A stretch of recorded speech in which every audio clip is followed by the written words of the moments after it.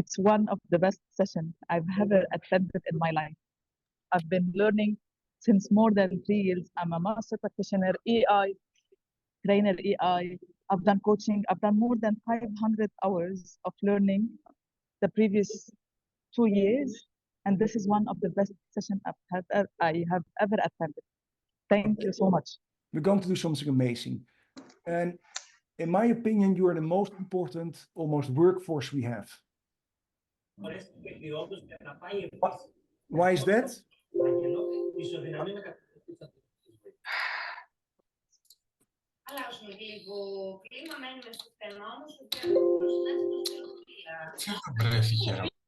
I just muted you all because some people, I hear some Bangalore and other kind of language in between.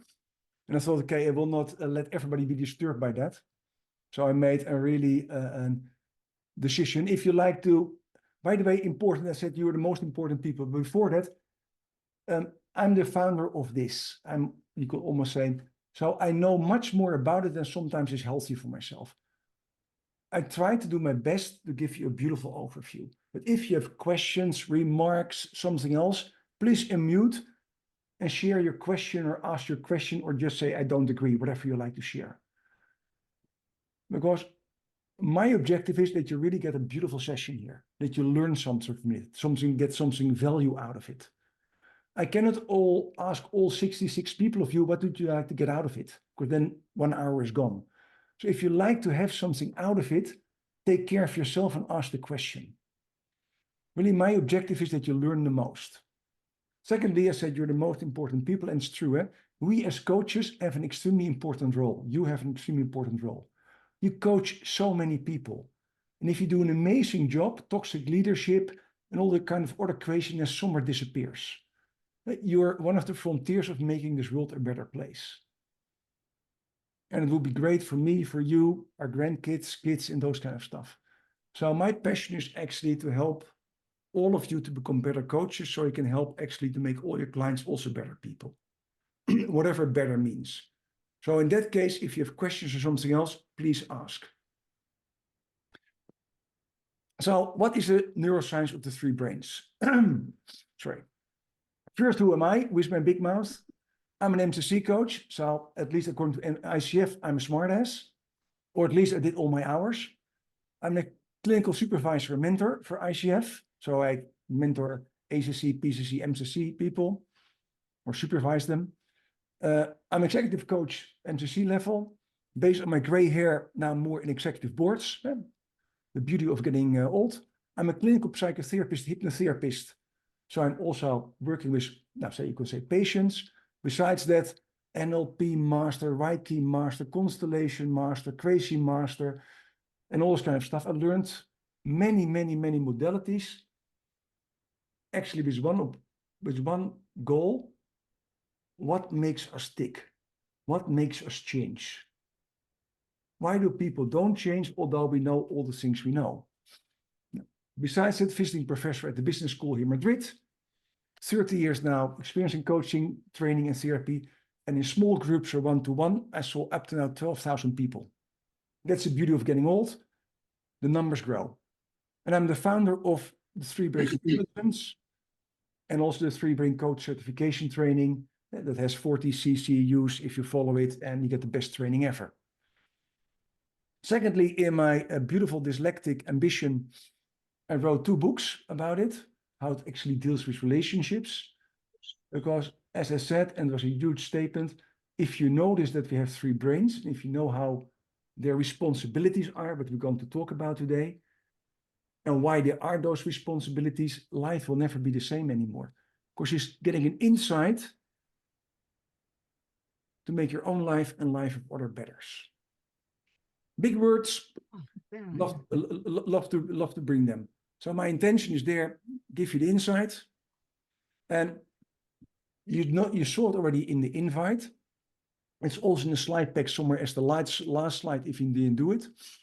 You can discover your own 3 brain preference. So are you more head, heart, or gut dominance?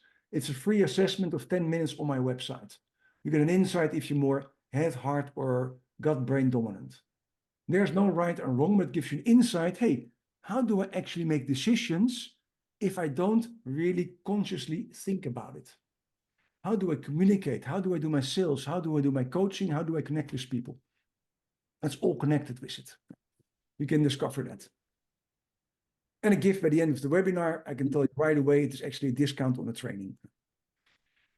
Let's go to the knowledge, because I love to stuff your beautiful brains with some real insights. No sales pitch, no sales stories, content.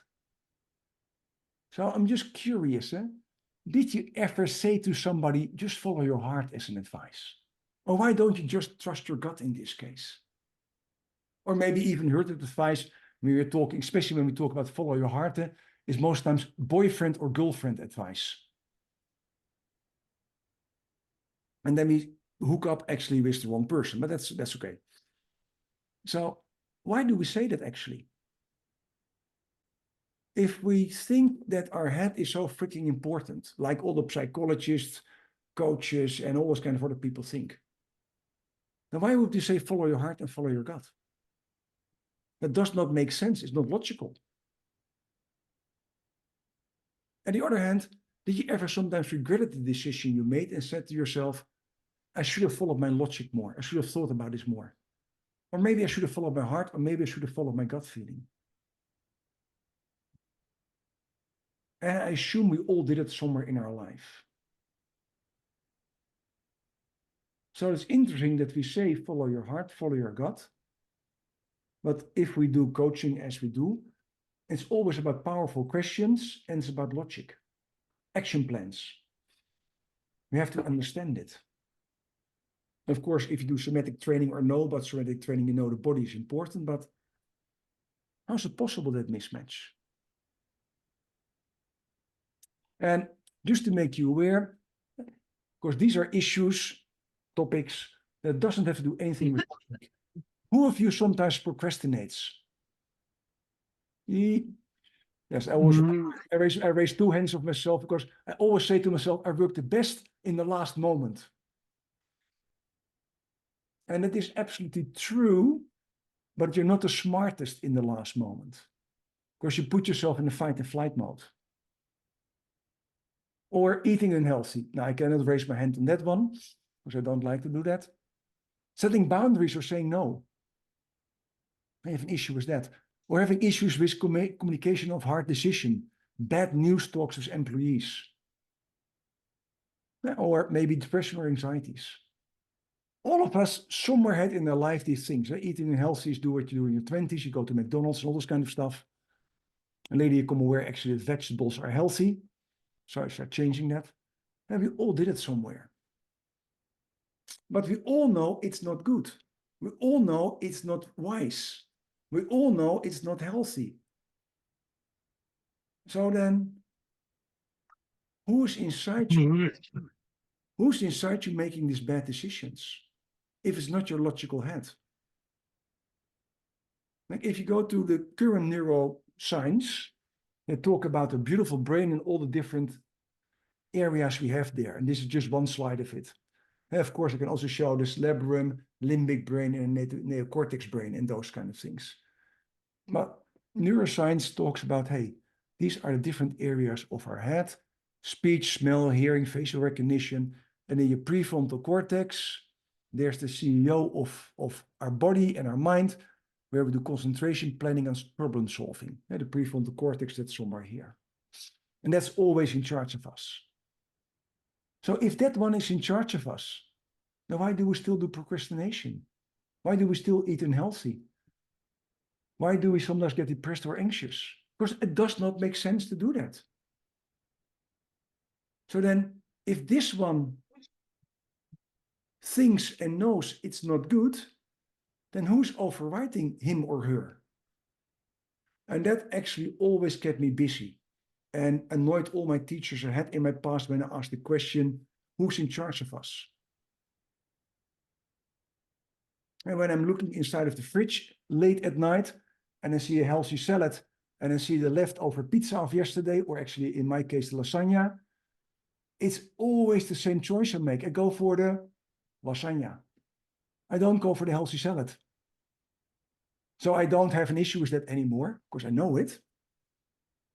But then who's in charge of me? Because I also know in my little head, having a salad in the evening is better to go to sleep than with lasagna in my tummy. Because that's heavy. But still I do it. So what's happening there? Who's making the decision? Now, you can see I call it old neuroscience. That's just to annoy a lot of people, because this is actually not true on the same moment. Yes, our head is amazing. Yeah, I don't like to dismiss it. So let's first do honor to our head. It takes 25% of your oxygen and 20% of your calories on a daily basis. So it has an extremely important function. It works on glucose. That's why we love sugar. And it's something like a 12-watt power, something like an LED light. 100,000 million neurons in our brain. 5,000 connections every neuron has. And a neuron is actually a brain cell. That is popular, they're called officially neurons. It's a brain cell. And they have 500 trillion connections. Processing on a daily moment. Always busy. And our beautiful head, so all three of them, cerebrum, limbic brain, neocortex, process information. 11 million signals per second coming from the body. 10 million coming from the eyes. 1 million coming from the skin. 1,000 from the ears. 100,000 from the ears. Smell 100,000. Taste 1,000. So this one gets a massive amount of information from the outside world and our inside world to process. So it's a freaking amazing thing we have there. But the question is it in charge of us? Or how does it work when we like to coach or change people? Now, first I like to shock you, because I always love to shock people, because they know you can learn something in 2 seconds for the rest of your life. You just have to traumatize somebody. So the answers on these questions are, by the way, no. But first question is actually, there's not a no. When is the first memory you have in your life? What's your age? Who has an age underneath of 3 years old? Hey, Alison has one. Do you see how many hands go up? Only one. Only Alison. And Alison, is that just a normal remembrance, or is that something more highly impactful, happy, or maybe horrible? You fell off No, the... several doctors have said it's 0.0%, 1% of the population. Yeah. Yeah, absolutely. Yeah, you're one of them. Most people who remember something before the age of 3, it's because it's extremely happy or it's extremely horrible. And Rana Al-Sabai, I hope I pronounced it correctly, raised her hand. So what can I do for you, Rana? Yeah, no, I just want to answer also this question because I have memory since I was in KG1. Oh, wow, freaking amazing. We have 2 unique persons here. And are there happy memories or just daily memories, or?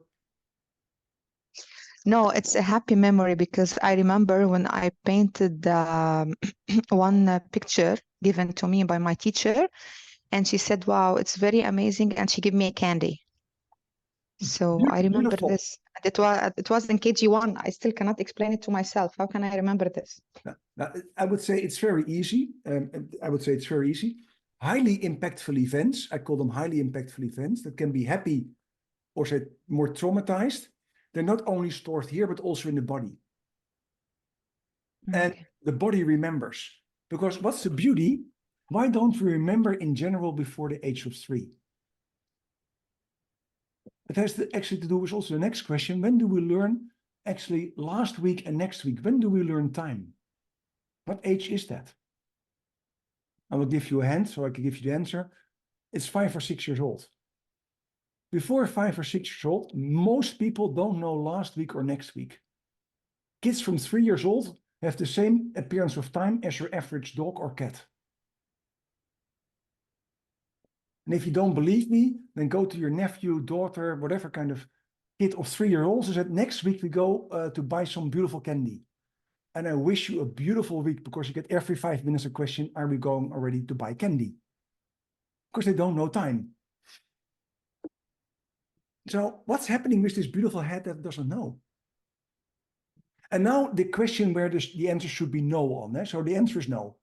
So if we don't have a memory before 3, except 2 people here, is it then allowed to abuse kids, not give them food, put them in cold showers, hit them, slap them? Because they don't remember. And again, the answer is no. We don't have to answer. This is a rhetorical question. Okay, so we know we have to nurture kids or babies when the moment they're born, but they don't remember. So what's the use of that? What's the use of this beautiful head then we have there? Now, then the beauty comes in. When we were born, even 9 months after we are born, so the first 18 months after we're conception, we create 250 million new neuron connections there. Up to the year 3, our brain is growing massively. And when we come out of mama with a 10 centimeter head, we have 80% of actually the volume of our head. And that is deliberately done by evolution, otherwise mama would not love us. If this head is coming out of you as a female, you would like to put me right away underneath the train track. Because this head is too big. So evolution made us almost like little kangaroos, so we come out premature. That doesn't mean we are premature, but our head is actually premature. So the first 3 years, it grows to a bigger size.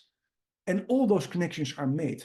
After 3 years, they're also being pruned down a little bit to make it more efficient, to make it more livable. Hence, it's extremely hard to remember before the year 3. So those memories we have, except the 2 people had, cannot be stored inside our head so logically because we cannot retrieve them. So what is then happening? And that always kept me somewhere busy until 8 years ago, I came aware of actually Peter Levine. Peter Levine is a trauma expert and has his topic, the body keeps the score. The body is actually a somatic, knowledgeable thing. And when I did my course with him, I said, okay, Peter, but if the body knows, who's in charge of the body? There it becomes a little bit more wiki. Jessica from Sweden has a question. So we know she's from Helsingborg, wherever that is in Sweden, but she has a question. So Jessica, please, what? Yeah, my question was, I'm thinking about photos. If you see a photo before age of 3, can that trigger something, or that is the same, that there is nothing stored? Now, it could trigger if it's a highly impactful event. And so when we really connect with something now, like the drawing we just heard, or something else that really happened. I broke my collarbone when I was 1.5 years old. I was climbing out of my bed because I wanted to see my sister, went head down, broke my collarbone. I don't remember I broke my collarbone, but I do remember to climb on something and see my sister. After that, I have a huge gap. So you could say it's a traumatic experience I remember. But I only remember one part of it. Luckily, I don't remember falling head down on my shoulder or whatever happens. I'm happy I don't remember that, I can tell you. So highly impactful events remember because actually they're stored in your heart or in your gut. And that's what we come in the next slides by. So first, 4 big myths, what we still in popular science is shared all over the internet. And I like to debunk them right away. So we don't have it. The amygdala, what a lot of people say, is not hijacked and is not your fear thing. The amygdala in your beautiful limbic brain is responsible for many emotions and regulations. It's always active and it does not get hijacked. It's a control center of actually that gives information to the hypothalamus. What should I do? What kind of neurotransmitters should be released or not released? The second one, your brain lights up. We only use this part of our brain. Now, every cell in your body is alive or is dead. Every brain cell is always active in high mode or low mode. Based on brain waves, we can know how much they are. Cortisol is the stress hormone. what a lot of people say is also not true. Cortisol is the energy hormone or neurotransmitter. When you wake up in the morning and put your feet out of your bed, you get a huge spike of cortisol because it helps you to produce energy in your body to get up, actually. Yes, it's also produced when you have stress, but it's not a stress hormone. Why I use these debunks, because a lot of popular people say, oh, your amygdala is hijacked by fear. Oh, your brain only works 10%. Crap. Oh, cortisol creates stress. No, it doesn't create stress. It creates energy. And the last one, people who love the polyvagal theory, I'm going to really disappoint you. It's a cranial 10 nerve. It's actually scientifically debunked as not true. The system where Stephen Porges has this system about how it works is scientifically proven to be wrong. Because even in fish and in some reptiles, the nerve systems work like the same as he says that only works in mammals. And so his social connection he talks about as the social nerve doesn't work. Because the last time I checked, fish are not social animals. Why do I say that? To become aware that we as coaches are flooded with information about things work to make life simple. And most times it's pitifully not true. So having said that, why do we actually need this? And I'm going to, I love to shock you about how good we are. So if you like to change, most companies go to experts. If we have an issue, we go to also an expert. So the McKinsey's, Boston Consulting Groups and Accentures have a success rate of 40% maximum if they do culture change and other kind of projects. 4 out of 10 of the projects are succeeding. McKinsey claims 75% if you do 100% of all their steps and pay all their bills. 75%. A psychologist has on average 35% success rate. In depression, they did a massive research. 43% had a 50% reduction of symptoms. That's not a lot. If you especially can remember that 27% of people who didn't do anything also had that reduction. So what's happening? Life coaching has a success rate of 25%, even worse. We coaches have 55%, it's not in the States. Hypnotherapy, 55%. Repetition, if you would do it for 3 months, 30 minutes daily, you have a success rate of 80%. Only, the pity is only 8% does it. Based on research, more than 80% of the people drop within 2 weeks their exercises or their action plan or all those kind of stuff. So most of our clients who make an action plan don't do it or do it maybe once. And I don't know if it's with you, but if you do it once, you still don't know it. You have to repeat, get it into your system. Because do you know how many times you fell on your butt before you were able to walk or actually to stand up when you were a child or a baby? You can put it in the chat if you dare to give an answer. Yeah, it takes an average 66 days to create a new habit. The research says between 26 and 66 days, depending on the habit. But yes, you have to do it 3 months, daily 30 minutes. It was actually a different kind of exercise thing. What you need to do, yes, Sunil, you have the perfect answer. Research shows 1,000 times you have to fall down on your butt before you can stand up. That is actually repetition learning. Now, I wonder which of your clients likes to exercise something 1,000 times to become an expert in it and can do it. To do the grow model, to do, say, an evolution session, to do a bad conversation. They have to exercise it so many times to get it really into their system. They don't do it. And we the same, eh? By the way, we have an excuse for that. That's evolutionary biology. And that's actually in the second webinar I show that.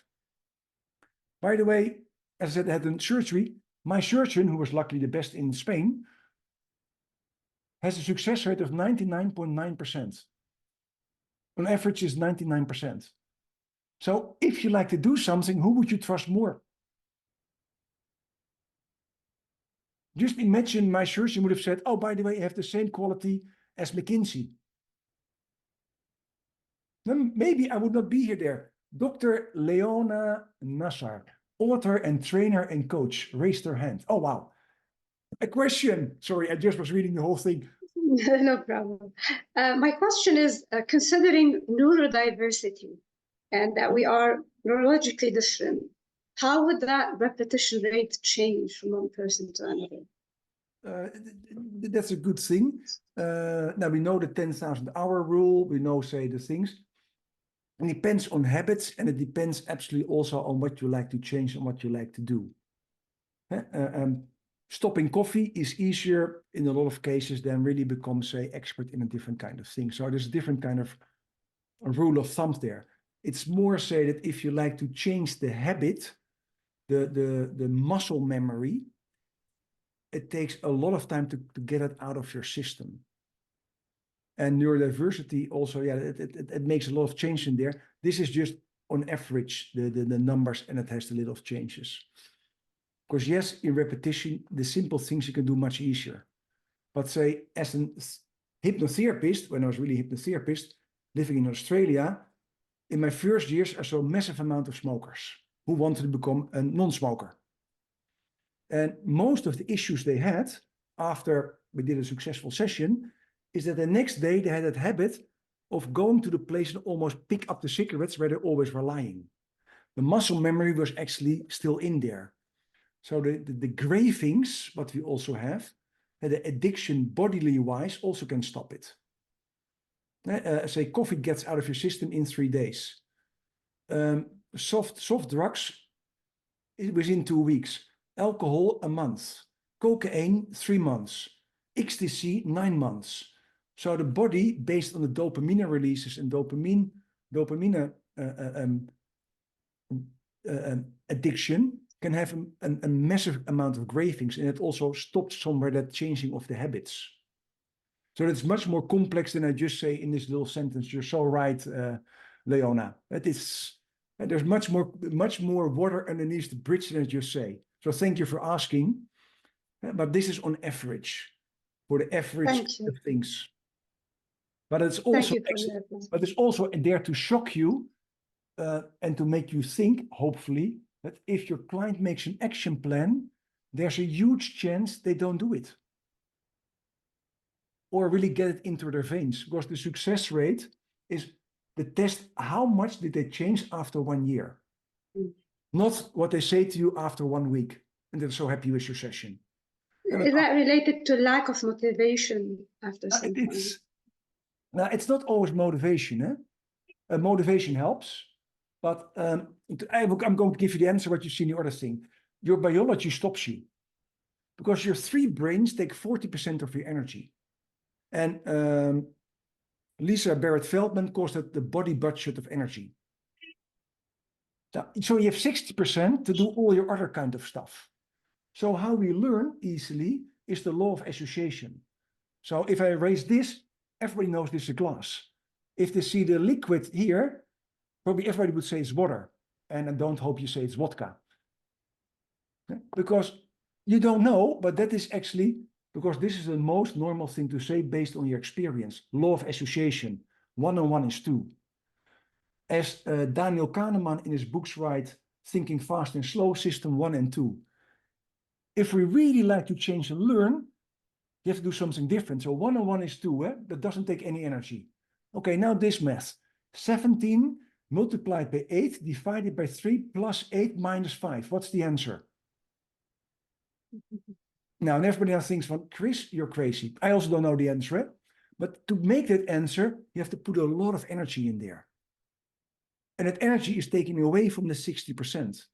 So if it's not really needed, actually your body, your heart and gut say, no, we're not going to change. This is the safe route. And that's not motivation. That's actually your whole bodily system saying, we're not going to put energy in there because the old ways were better. There is no extreme need to change. So your body stops you unless you really override that system. Anthony Robbins liked to say, you need a huge leverage to change. There must be a huge desire and a huge pressure to change. Then it will happen. Does it have to be a life-threatening situation? It doesn't have to be. It can also be a change of values, a change of perspective. Kijk, I have to say, when I was lying there in the intensive care 2 months ago, I really made the decision, I'm going to change some things in my life. I'm really not going to worry about any politics anymore and somebody thinks I cannot influence. Really not anymore. And I'm going to enjoy every day of my life. That was really because I was lying there as a crippled person and thought, you know, I'm old and wise enough to change. So yes, that's really true. But it can also be a change of perspective or a change of learning. Becoming aware, hey, this is more beneficial for me. So Yes. unlearning old habits and relearning new ones. Yeah. So it is like a positive motivator is less strong than a negative motivator. The slap will make you move faster than a candy. And that's because our 3 brains, and then we go to the next slides, will give you the answer in that, why it is, Laura. So stay with me, Leona, for some slides, then we give you the answer. Then it fits in the system again. Livia Fodarici, whose name I'm going to probably pronounce totally wrong. Okay. What would you like to ask or say? It's okay. Thank you for offering this information. I was thinking about change, what you said. How could it be provoked most effectively? And most of the time, our brain kind of takes the lead and creates change if there is enough motivation. And I've been working with clients that have, I'm a psychotherapist as well as a coach, and I've been working with clients who have a depression, for example.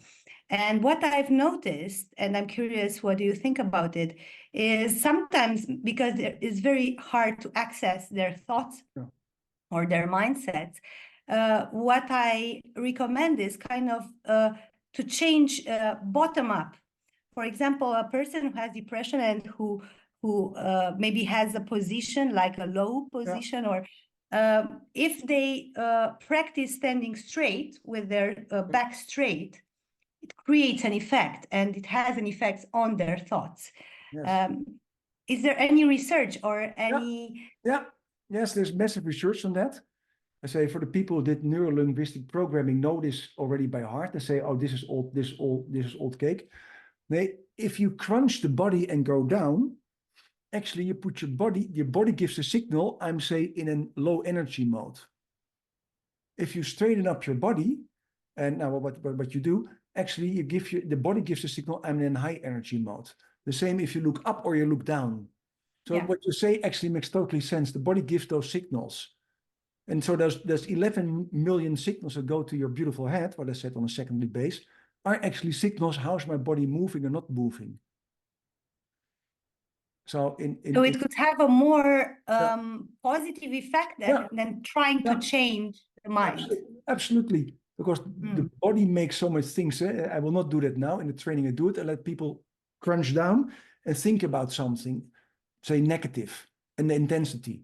The intensity raises when they really are sitting like this. I ask same memory and sit straight up and look actually up. And most times the emotion just disappears. Really, people have something, what's happening? Now, and there's a lot of research behind that happens.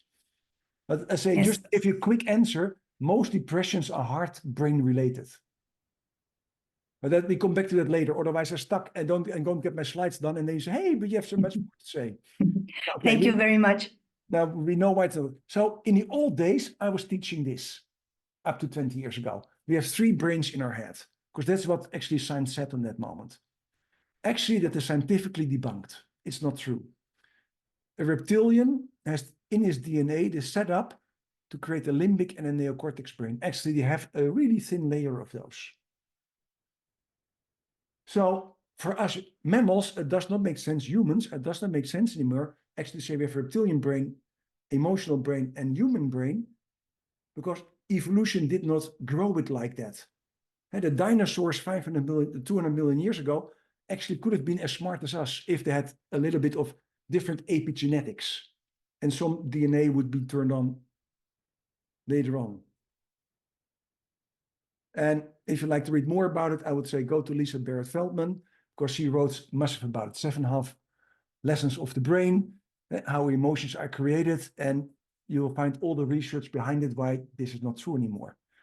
But now, just for common logic, let's get rid of all those beautiful neuroscientists and put just Dutch simple knowledge in there. I'm going to show you a living creature.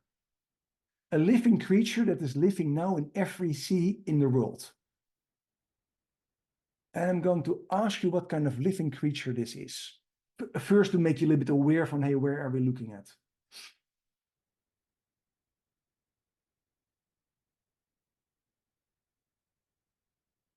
And by the way, for the people who think, what the heavens earth is this? A sea anemone, almost sunil, you're almost there. It has to do with the sea, but you can find it also sometimes in your fridge in the vegetable area. Why I like to push you on this, because if you understand this, it's amazing. It's a sea cucumber.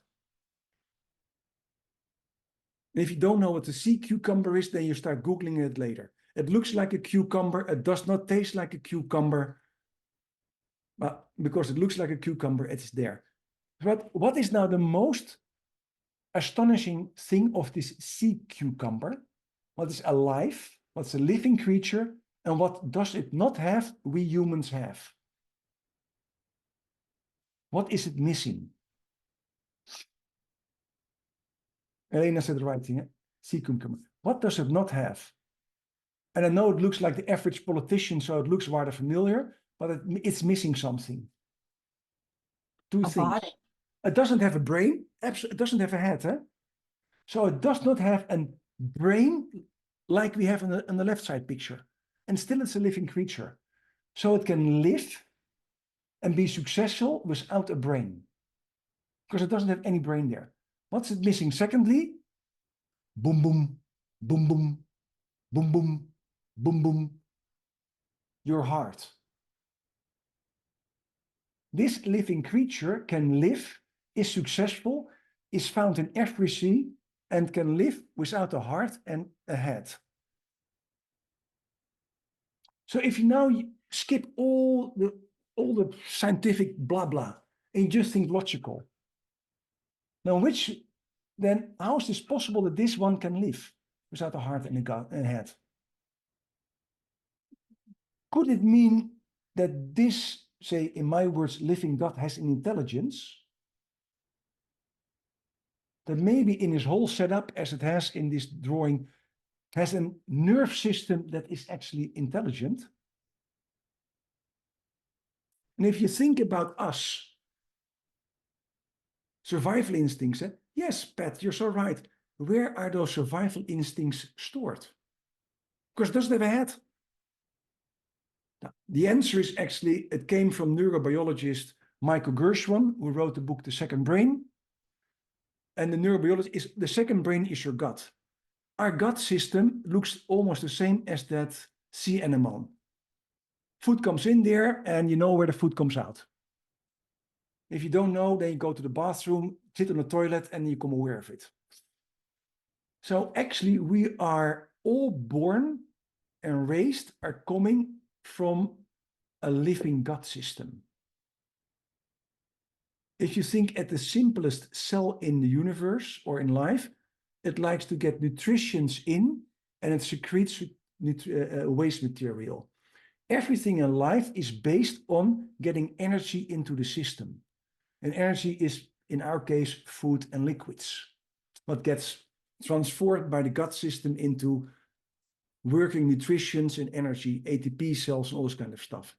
Most energy is coming actually from our breathing. So a neurobiologist said, hey, we have a functioning brain there. 500 million brain cells are underneath your diaphragm. So in this area, you have 500 million brain cells. To make a comparison, that's something the size of a dog brain or a cat brain. I don't like to insult any dog or cat lovers. And what he also came aware of in his research is actually that the gut brain,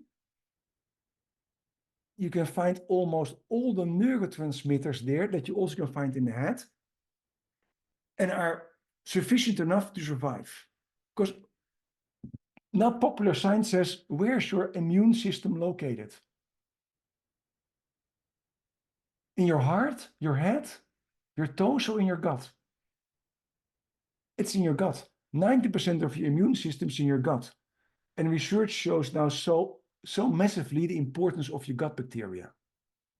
Without the 1/2 kilo of alien gut bacteria, you would die within a couple of days. Because they actually transform a lot of nutrition into usable stuff for our body.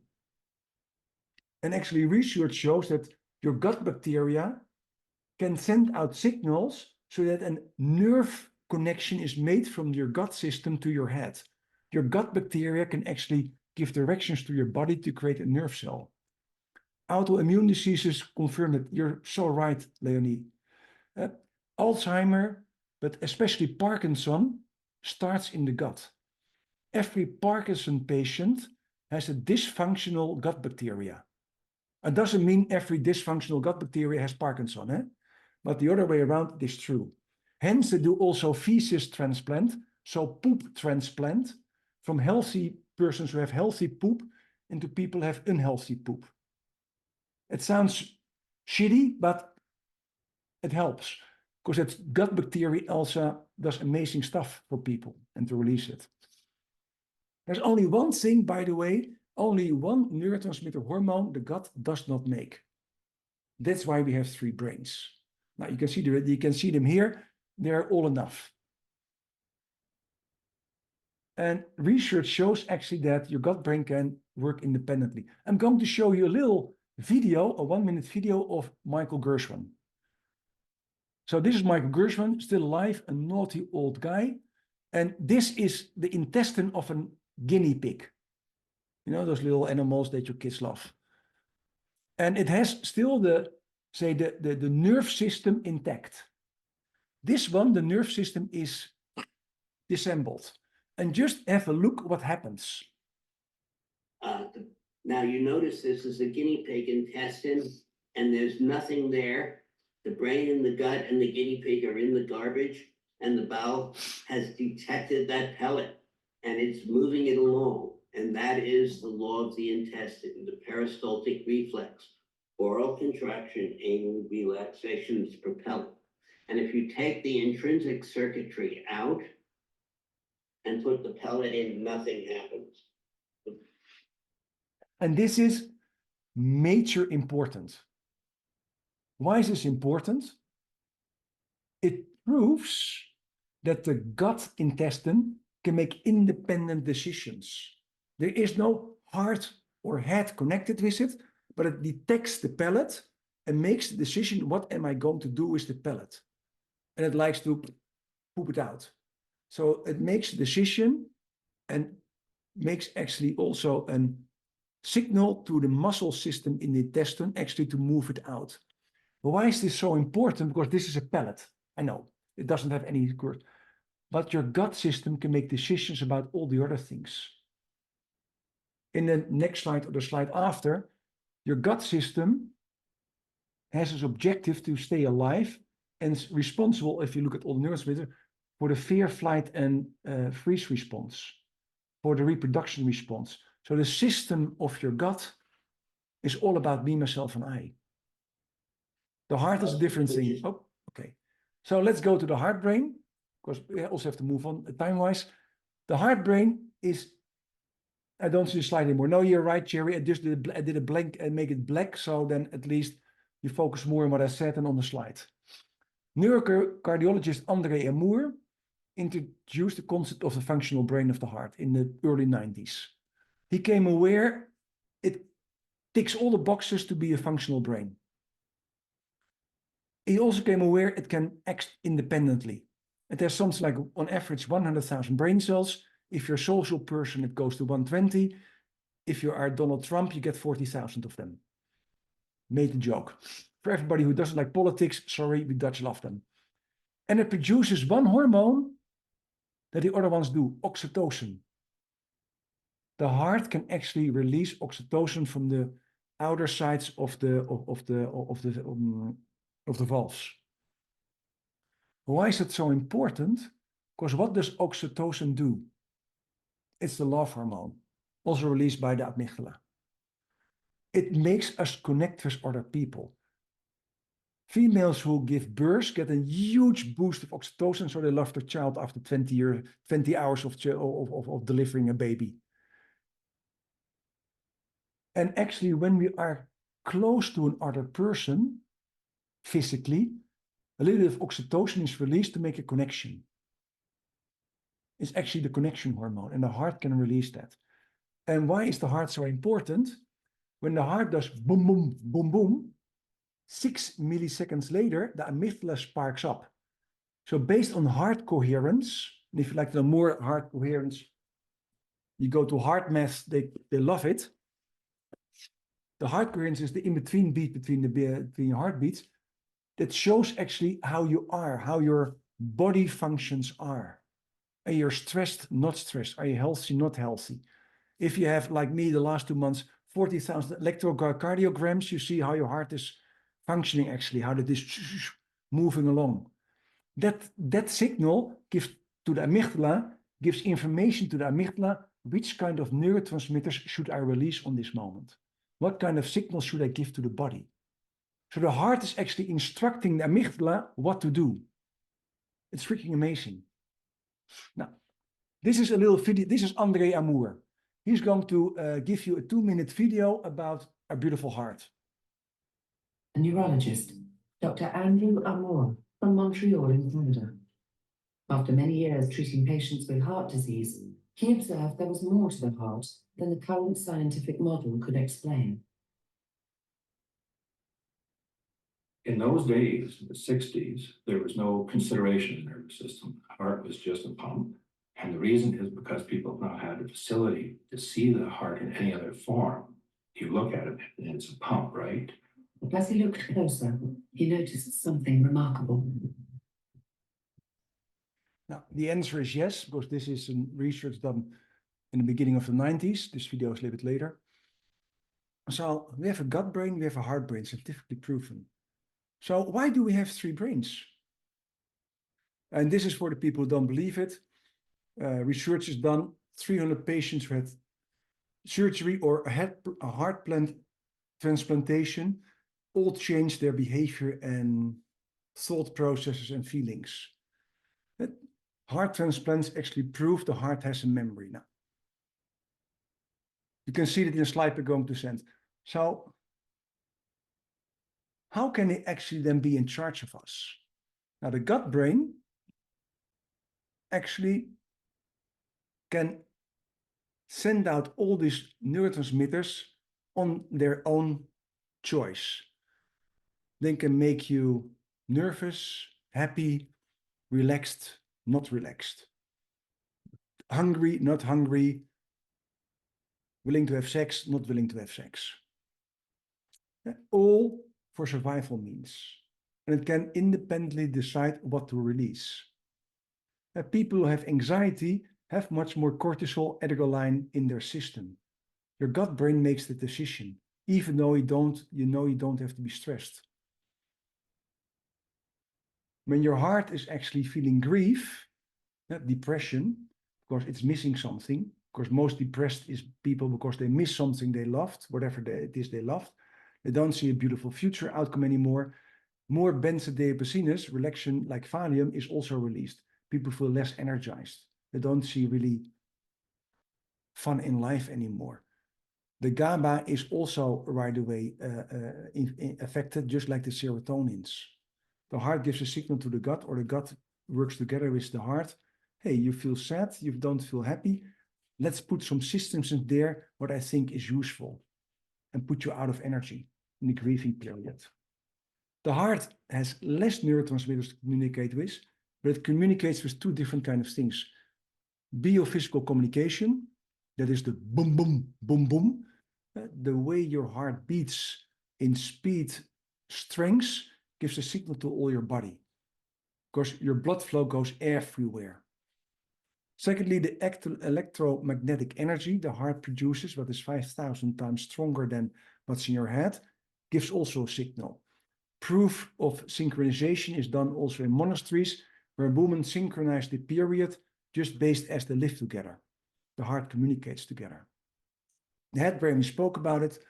What's then the beauty of three-brain coaching and three-brains intelligence? The head brain has two things the gut doesn't have and the heart doesn't have. It has spoken language and it has time.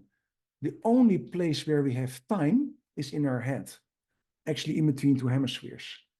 PTSD clients show that because this part is, say, less active. Your heart and your gut always live in the present, just like your average cat and dog. That means when they learn something in the past, highly impactful event, you can call it a trauma or upbringing or something else, painful events, belief systems, they're all learned in the past. The heart and the gut still think it's now useful in the present. The moment the heart and the gut learn actually it's not useful anymore because it was useful 20 years ago, they drop it in a second and the topic is almost done. I will not say depressed person, Livia, you can cure in one session because that's a little bit too obnoxious, but you can do it really rather quick if you know actually their heart and gut are the issue. Their head is not the issue. Yes, is the evidence showing fascia release helps with letting go of trauma in the body? Kate, that is also proven to be true. It's not part of this training because then we really go to all kind of different kind of sites. But the fascia, what is the fascia? That is that skin around every organ, every muscle we have. The fascia actually is where all the nerve cells end. Actually, a nerve cell never ends in a muscle. The fascia, there ends the nerve cells in, they release the neurotransmitters, and based on that release, actually the surrounding areas know what to do.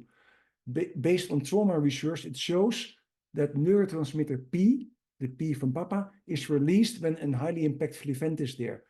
That releases in the fascia, and the fascia gets a different kind of structure, becomes a fixed spot, hence a sore spot. And by releasing that, actually, it can trigger the emotion back again or the memory back again. Also, research shows that.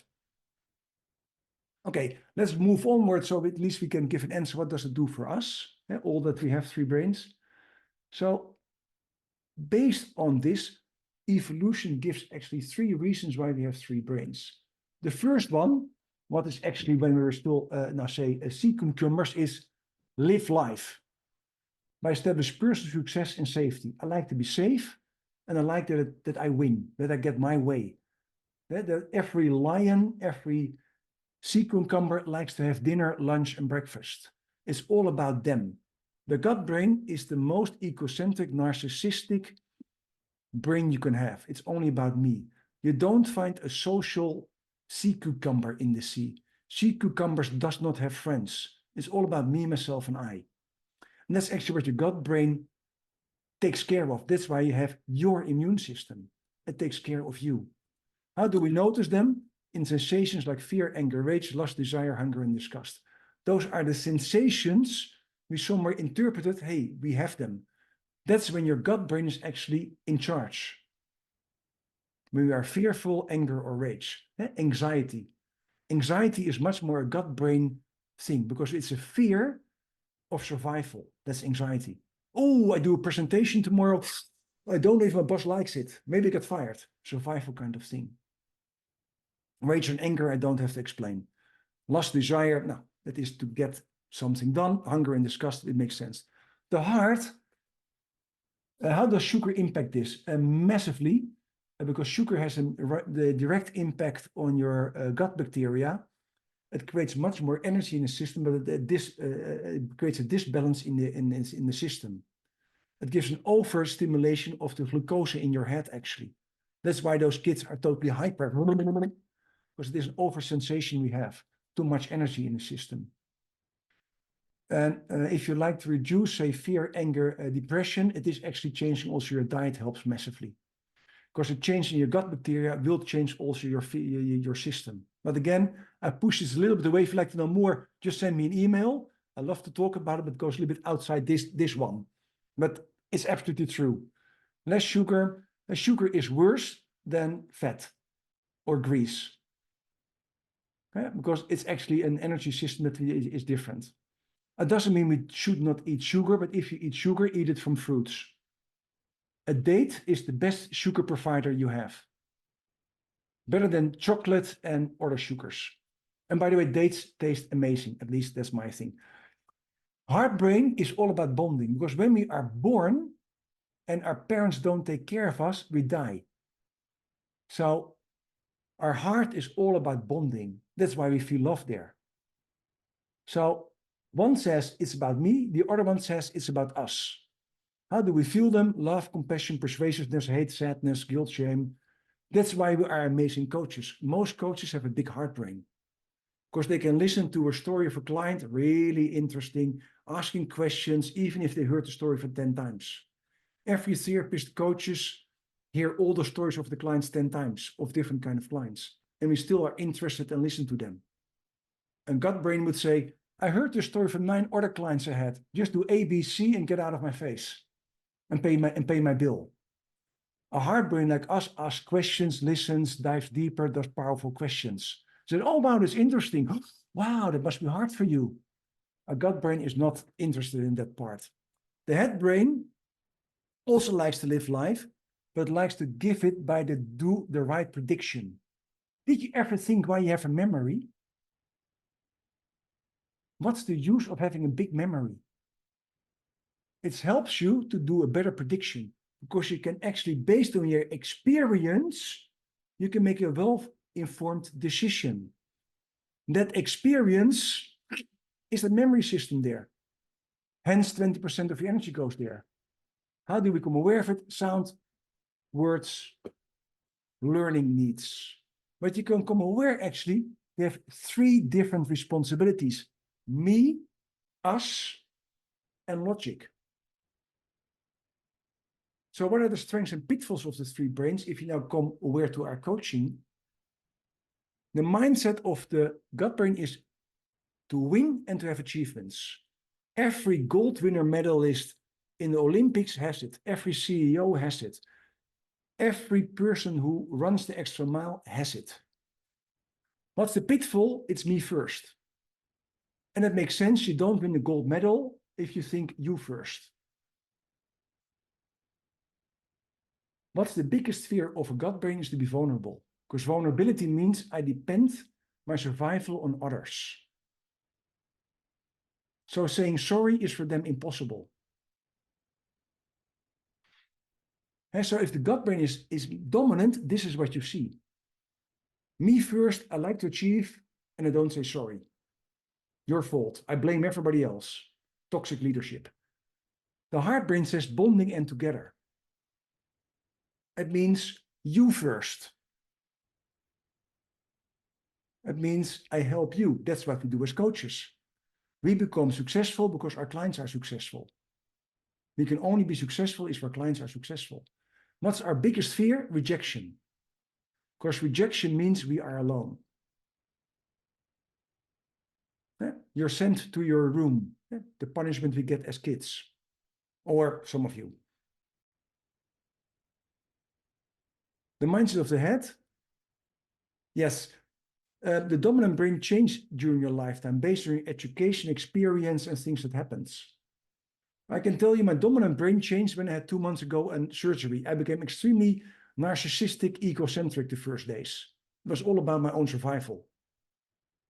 After a couple of days, luckily, I became a little bit more human again and got interest in my girlfriend. But was rather helpful, actually, because she then wanted to still come along. So what happens in our life actually changes. Also, when we are just parents and we have 1 or 2 kids and we just have a mortgage in our house, we are focusing a little bit more on our gut brain. It's about this little thing. Later in life, say, go to your grandparents, they can become more heart brain again because they like to share. It's not about them anymore. If you become really old, most times the gut brain is the last part that survives in aged care centers. Yes, narcissistic people operate basically from the gut brain only. Say the cheapest way always to read more about it is my book, 10 euros in Kindle. You read all those kind of stuff. Your head brain likes to predict the good answer. So procrastination, perfectionism, and head brains are friends of each other. And so perfectionists have most times a high head brain score. What do they don't like? Mistakes. Where do you find them a lot? Yes, the boot link is in. Oh, now actually, Alison, it's easier. It's in my slide pack on the last slide. You get the slides sent to you, so you have a look there. That's easier. So that makes life much easier. Otherwise, I get totally distracted. Okay, so one thing more. What happens if you have a dominant head brain? If you like to know too much, these are things that happen to you or to your clients. Perfectionism, OCD, anxiety, insomnia, migraines, and headaches. The brain is running like crazy. If your heart is too big, overwhelm, burnout, depression, chronic diseases, fear of failure, poor time management, boundary settings. For us coaches, it also means we deliver gold and get paid silver. The client who asks a question on Sunday, we give an answer to instead of waiting to Monday. Most heart-brain people are pleasers. If you like to discover a heart-brain person, it's very easy. You say, shall we go out for dinner? The heart-brain person says, yes. What would you like to eat? Oh, I don't mind. What would you like to eat? That is the typical answer of a heart-brain person. They are great leaders, heart-brain people, because they take care of the team. Servant leadership is a lot of times heart-brain, but you need your head and your gut also there to say no sometimes and to make logical decisions. And the previous slide I will show after this because it gives an answer to that. I just want to show this first. Too much gut brain, fear of failure, anxiety, control-driven, imposter syndrome, or resistant to change. The previous slide, what I skipped through really quickly, is based on research of McKinsey. McKinsey did research about 10,000 leaders. What makes the perfect leader? They came aware of 20 traits.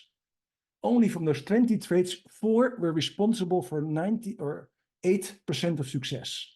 So actually they say in their own courses, these 4 traits you have to do.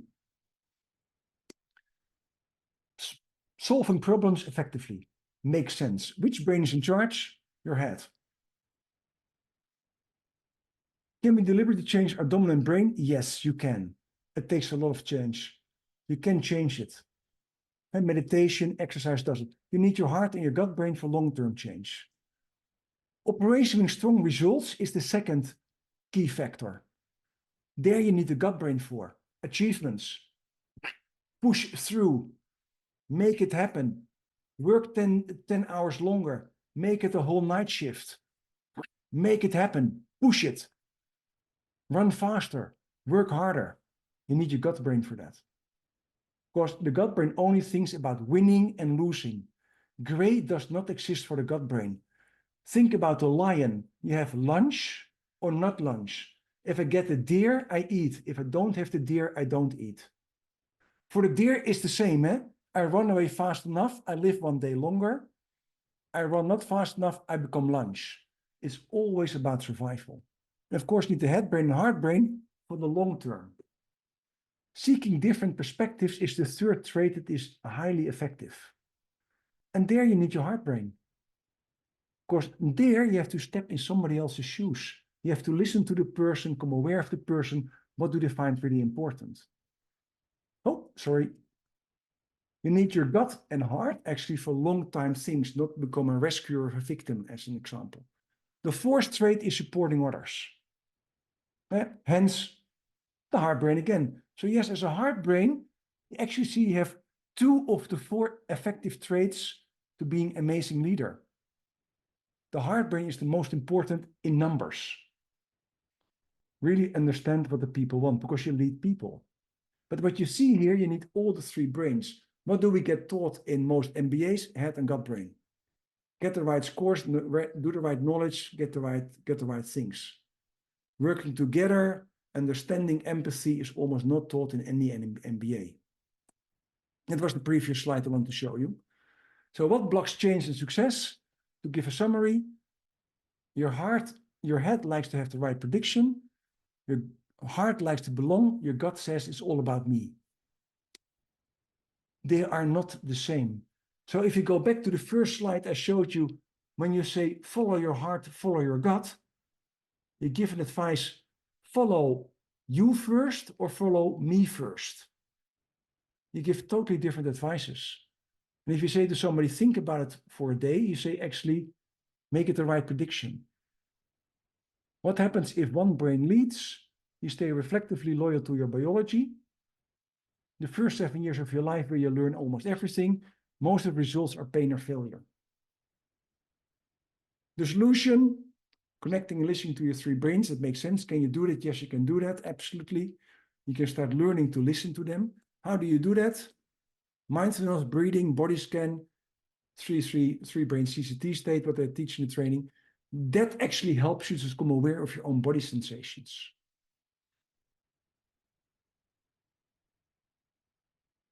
From your body sensations, you can become aware what kind of old coping mechanisms did I learn that are not useful now anymore. From there, you can become aware what kind of limiting beliefs actually I also have that are useful 20 years ago, but not now anymore, and also let them go. And then somewhere, you can work from your 3 brains easily. If you do the 3 brain dominance test, it's not about your score. It's actually be able to listen to all your 3 brains. This is summary. Last thing I like to say, if you like to learn this, you can follow my training. It's on the slide pack, 200 euros discount, blah, blah, blah, perfect. 100% the best training ever, according to all my ex-participants, 215, 300 counters. This is in there for the book, as I said to you. If you have questions, we still have some minutes for it. And if you'd like to do 3 assessments, it's also in the slide pack. Also perfect. Connect with me if you'd like to know more.